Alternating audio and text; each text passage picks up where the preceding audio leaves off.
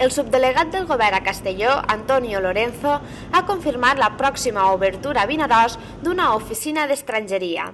A més, Lorenzo ha anunciat que aquesta s'ubicarà a l'edifici del Pirulí, lloc on ara mateix es troba la regidoria de participació ciutadana.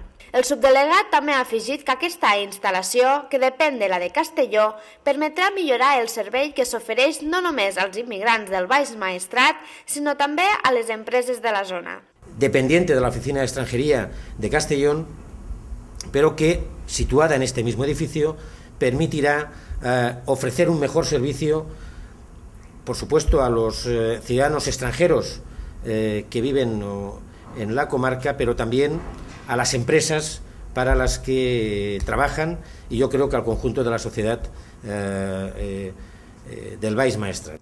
Lorenzo també ha visitat les obres del passeig marítim de Vinaròs, així com els terrenys on s'ubicarà la comissaria.